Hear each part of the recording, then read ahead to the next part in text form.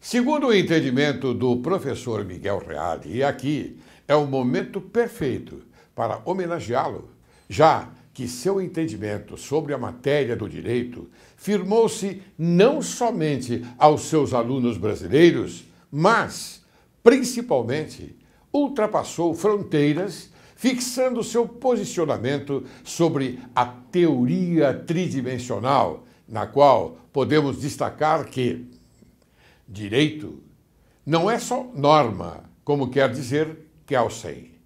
Direito não é só fato, como rezam os marxistas ou os economistas do direito. Porque direito não é economia. Direito não é produção econômica, mas envolve a produção econômica e nela interfere. O direito não é principalmente valor, como pensam os adeptos do direito natural tomista. Por exemplo, por que o direito, ao mesmo tempo, é norma, é fato e é valor?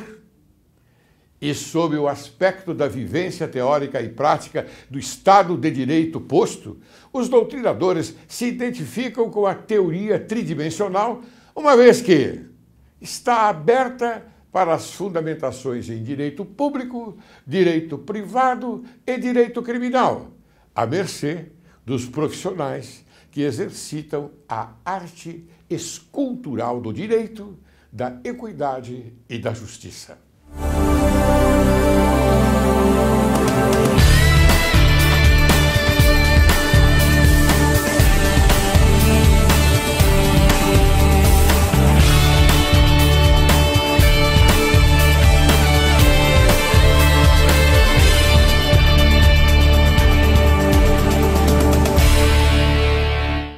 Direito e Justiça em Foco é o teu programa e este é o teu país.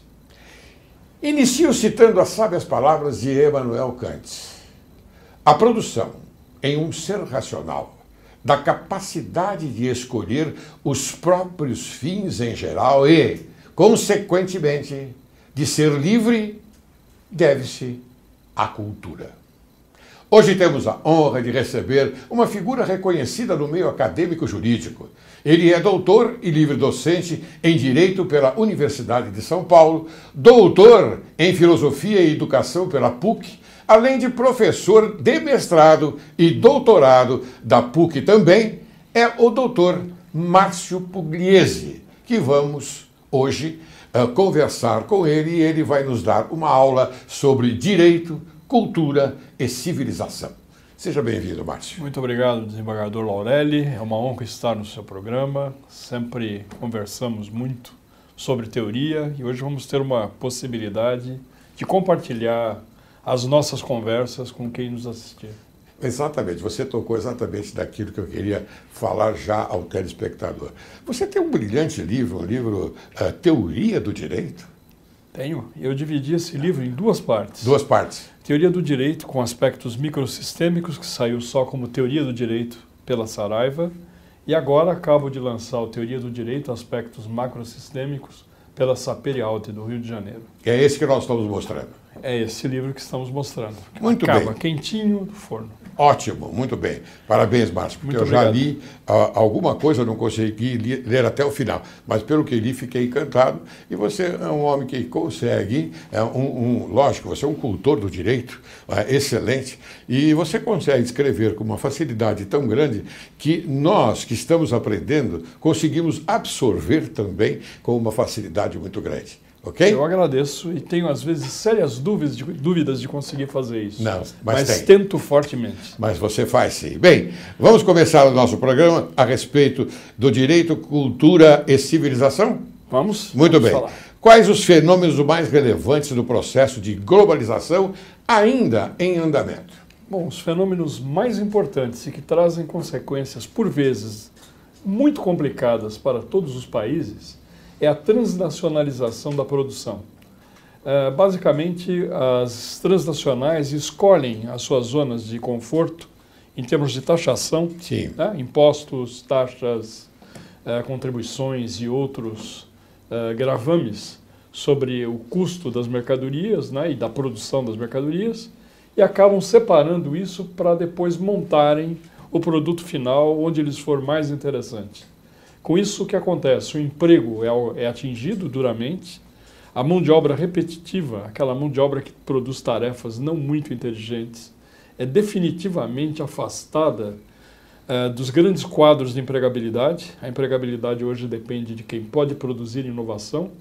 Inovação exige aparelhamento de governo para efeito de treinar a mão de obra existente. E cada vez mais nós, como país, nos vemos na periferia desse processo. Você fala em inovação, e a inovação, naturalmente, ela é o movimento subsequente à criação. Não é? Sem dúvida. Não é verdade? Muito bem. Há correlação entre sua posição e aquelas faladas e bem colocadas por Samuel Huntington, que com o choque de civilizações? Tem alguma coisa sim, mas o grande problema do cultor dos temas de conflitos de modo geral, de índole, vamos dizer assim, anglo-saxônica, é que eles estabelecem uma confusão um pouco grande entre cultura e civilização. Eles tendem a ver os objetos produzidos, que compõem propriamente a civilização, como a própria cultura. Sim. Precisamente porque eles não avaliam que o que está em choque não é basicamente o produto, mas basicamente o projeto. Então, os grandes projetos, principalmente no caso do Huntington, das grandes religiões fundamentalistas, é que esse projeto, na verdade, se fecha com muita força na obtenção de alguns resultados. Isso tem um preço extremamente complicado.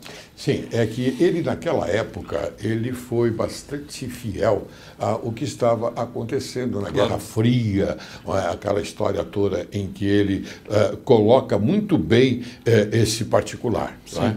Mas mesmo assim você entende que a coisa já não é mais aquela que a gente poderia classificar como sendo o ideal? Não sei. Não. O que ele acaba fazendo, embora pensando em termos de Guerra Fria, já vencida, né? A época de Gorbachev já se tinha uma preponderância de um dos setores, uma seção de espaço, que na verdade retorna, sendo cobrada a cada momento. Basta olhar que a filmografia americana contemporânea de novo demoniza a Rússia e também a China, não é isso? Mostrando onde estão os seus grandes adversários em termos de domínio e predomínio no mundo. Sim. Essa situação, na verdade, é que é profundamente conflitiva. Para que se consiga ter produtos americanos, há que se ceder à venda, que portanto a compra de filmografia americana, séries americanas, que de alguma maneira colonizam a civilização que os adquire. Muito bem. Bem, como você avalia a alteração do equilíbrio entre as civilizações? O desvanecimento do Ocidente, poder, cultura e indigenização? Olha, é complicado, porque o que acaba acontecendo é que o que se chama de indigenização é um processo de tentar manter as subculturas localizadas com alguma identidade. Isso é, a tendência de uma centralização da cultura, que eu costumo chamar de uma profunda busca de impingir aos demais povos maneiras de ver, né? Uma centralização cultural. Esse processo atingiu um momento em que, com a própria integração da comunidade europeia, eu diria que há uma diferença extremamente grande entre a ALCA e a Comunidade Econômica Europeia, porque lá você realmente arrebenta muitos critérios transfronteiras. Sim. Por exemplo, a diplomação vale em toda a comunidade, você não tem uma necessidade de convalidação de títulos, enquanto que na ALCA você tem realmente um acordo comercial. O que acontece? Quem tem poder busca, de alguma maneira, centralizar a capacidade de obter do outro aquilo que ele quer que o outro lhe dê. Em outras palavras, não deixa escolha à contraparte. Essa questão de poder internacional, digamos assim, rompe definitivamente o equilíbrio com a transferência, inclusive, mercê de empréstimos concedidos, da inflação interna que os Estados Unidos conheceria, por exemplo, com a existência do euro, porque o comércio internacional não mais faz com um papelzinho colorido chamado dólar, mas sim também com o euro. Deveria ter um refluxo de dólares e eles resolveram brilhantemente o seu problema concedendo empréstimos internacionais. Então você veja que o equilíbrio, na verdade, é mantido hoje numa linhagem ainda de capitalismo financeiro, com uma vantagem adicional. Vivemos sob uma civilização de controle. A sociedade contemporânea é uma sociedade de dados. De dados, né? Bem, então, mas a respeito da indigenização, né, essa que também a gente deve dar um olhar mais preocupante. Márcio, eu tenho um provérbio indígena que eu gostaria de citar aqui. É o seguinte: não basta falar sobre a paz. É preciso pensar, sentir, agir e viver em paz. O que você acha dessa citação, que é indígena, hein? Pois é, eu acho que permanece indígena por um motivo. Como já disse Heráclito há muito tempo atrás, o conflito é o pai de tudo. Nós somos seres conflitivos, temos conflitos internos profundos, mantemos uma vida que se baseia em conflito, obtida alguma coisa, já não mais a desejamos, e, na verdade, não gozamos em momento algum dessa paz. Talvez a paz definitiva seja a paz da morte. Sim. Essa é uma citação que eu vejo aí bastante, no meu modo de ver, eloquente. Eu falei, bom, eu vou conversar com esta personalidade maravilhosa que é o Dr. Márcio Pugliese. Eu vou levar esse provérbio para perguntar a ele o que ele acha. Você me respondeu de uma forma brilhante e isso vai ficar gravado aqui no nosso programa. Só quero fazer uma obtemperação ao que eu mesmo disse. Na verdade, para o indígena, isso parece possível. Sim. Porque ele não é tentado pelos produtos da civilização. Né? Ele é pouco tentado. Ele tem uma ideologia já, vamos dizer, milenar. Sem dúvida. É isso? É isso. E ele não sai fora desses conceitos, né? É que, na verdade, ele é aculturado. Esse é o grande problema. E aí ele começa a ter todas as tensões que temos, exatamente. Inclusive alcoolismo forte. Muito bem. Bem, Márcio, e as teorias do professor Miguel Reale, onde se enquadram? Olha, o professor Miguel Reale, eu tive a oportunidade de dizer isso a ele ainda, quando era jovem estudante de pós-graduação na São Francisco. Eu disse a ele que as suas teorias sempre me impressionavam pela sua novidade. Sim. Sempre eram muito, vamos dizer assim, postas ao dia. Sim. Inclusive o professor Tércio Sampaio Ferraz, que foi meu orientador, me disse outro dia que o professor Miguel Reale, no dia em que morreu, tinha começado um novo artigo e ele dizia assim, no meu último artigo... Nossa! Foi muito dolorido, porque de fato foi o último artigo, mas para sentir como ele era um cérebro perfeitamente ajustado e em evolução. Da sua teoria tridimensional do direito, ele falava em fato, norma e valor, colocando, portanto, no alcance do valor, basicamente, as grandes questões culturais. Mas ele, nas suas últimas obras, ele já levava em conta questões de biodireito, questões da intervenção sobre a genética humana, e os grandes problemas que nasceriam até da produção possível de uma super-raça. Quer dizer, ele estava muito à frente do seu momento, e eu acho que ele tem ainda teorias que deveriam ser estudadas com mais cuidado. Com mais cuidado, Com mais cuidado, mas eu não tenho uma proximidade na relação que eu faço com a cultura e o direito com a forma do professor Miguel Reale enfocar o mesmo problema. Porque nós aprendemos com o professor Reale, lógico, essa teoria tridimensional do direito. E, naquela época, nós sentíamos a evolução daquela manifestação, porque era ele próprio quem falava. Perfeito. Hoje, olha só, eu vou perguntar a você a diferença. Hoje, quem fala da teoria tridimensional do direito nas faculdades, será que fala exatamente aquilo que ele colocava como uma posição bastante eloquente? Certamente não, né? Nós temos discípulos do professor Miguel Reale, e como todo discípulo, vamos dizer assim, todo discípulo brilhante, né? Cada um deles segue caminhos que são oriundos da posição do professor Miguel Reale, mas que perderam contato. Perderam contato, e isso é absolutamente essencial na academia. É preciso que as ideias, claro, sejam conservadas com clareza, não devemos, vamos dizer assim, fraudar a ideia do autor dentro do possível, mas como cada leitor fecha o texto, cada leitura traz um autor diferente. Me parece muito coerente a sua resposta, Márcio, por isso que eu vou me atrever a fazer uma colocação agora. Bem, nós sabemos que os pensadores, os melhores pensadores, foram aqueles, os clássicos, aqueles que viveram antes de Cristo. A grande filosofia, por Platão, por Sócrates, Platão, Aristóteles. De acordo com aquilo que você falou agora, se perde um pouco. Você acha que nós, ao estudarmos a filosofia clássica, nós perdemos também alguma coisa de importante dito àquela época? Certamente.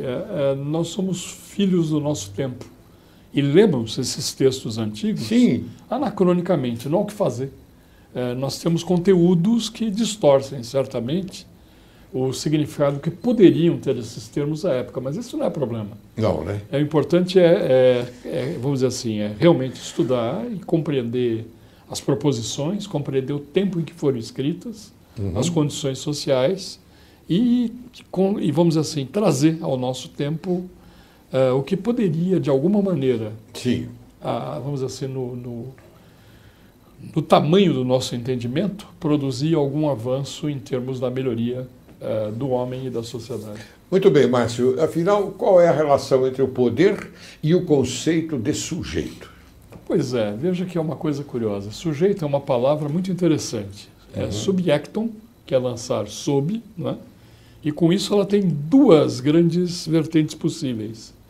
Primeiro, quando eu lanço, né, que getare, que está em ecton ali, esse etare significa lançar, né?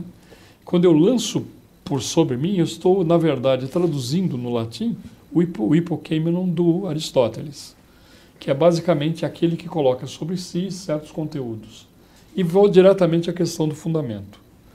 O que o poder faz? O poder procura o tempo todo manipular o conceito de sujeito, que já não é mais esse, naturalmente, para estabelecer sobre esse sujeito algumas limitações.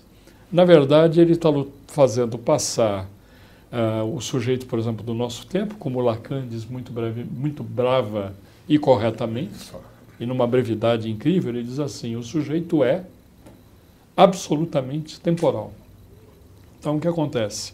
Ele é efêmero, ele se põe quando ele decide. Ao decidir, ele é sujeito. Quando ele não decide, ele é uma massa de informações, trajetos, projetos. Ele se torna o comum, por acaso? Nem isso, ele não é detetável. Eu só consigo saber do sujeito quando ele realmente se põe. Então ele é instantâneo, ele é muito transiente, que é a palavra que eu queria dizer no início.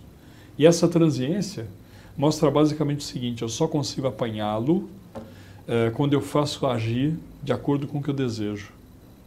Portanto, eu preciso, dentro do possível, reduzir a alçada do sujeito para que ele faça o que é desejado. Muito bem, Márcio, ótimo. Agora eu gostaria que você, então, nos falasse quais os impactos futuros para o direito. Bom, essa é uma questão que me incomoda muito, na verdade. Nós continuamos tendo uma estrutura quase escolástica em relação à produção do direito. Nós, circularmente, usamos argumentos de autoridade, né, jurisprudência, julgados, a posição dos doutrinadores, sem uma reflexão efetiva. O que temos hoje? A sociedade, que foi uma sociedade que a gente falava de um capitalismo tardio, de nível de caráter financeiro, ela pela própria, vamos dizer assim, perda de força do sistema financeiro, de alguma maneira, ela acaba transitando para uma sociedade que alguns chamam de controle, outros sociedade de dados, outros falam ainda em sociedade da inteligência, não é? Mas, na verdade, o que nós temos é um controle progressivamente maior sobre cada um de nós pelas grandes matrizes de controle de dados, Big Data e outros sistemas de captação de informações. Você gasta com um cartão de crédito numa determinada mercadoria, logo depois, no seu e-mail, começam a chegar ofertas de produtos análogos ou complementares ao comprado. O que mostra que claramente os dados são compartilhados de uma maneira alheia à sua própria vontade. Eles são compartilhados. São compartilhados, não tenha dúvida. O governo pensa em criar um documento com um número único que reúna a totalidade de informações sobre o portador, o que vai aumentar significativamente o controle. O uso do cartão de crédito, dizem que regiões se anda, o que se faz e onde, não é? O que se compra onde, o que se frequenta. O uso desse documento único vai também permitir um rastreamento cada vez maior de cada um de nós, restringindo a nossa parcela de liberdade. Sim. Quer dizer, então é um impacto absolutamente fundamental, exigindo a produção de um novo direito, e mal se pensa nisso. Quer dizer que nós somos serviçais num sentido assim mais simplificado, de um governo austero, é isso? Ou de uma organização comercial, vamos dizer supranacional. assim. Supranacional. Supranacional. É isso? É isso. Puxa, Isso é identificado pelo uso do seu cartão de crédito em qualquer lugar do mundo. Em qualquer lugar do mundo. Por redes que são as mesmas, em geral. Isso é recente, né? Isso é coisa do final do século e começo deste nosso século, em andamento. Muito bem, Márcio. Eu tenho uma pergunta muito importante a fazer a você, porque ela é do seu livro, do seu próprio livro. Então, eu quero chamar um pequeno intervalo agora, não é? E depois, então, nós vamos continuar com esta belíssima conversa. Por tá favor, bem? eu vou ficar feliz. Caro telespectador, você aguarde que logo, logo retornaremos.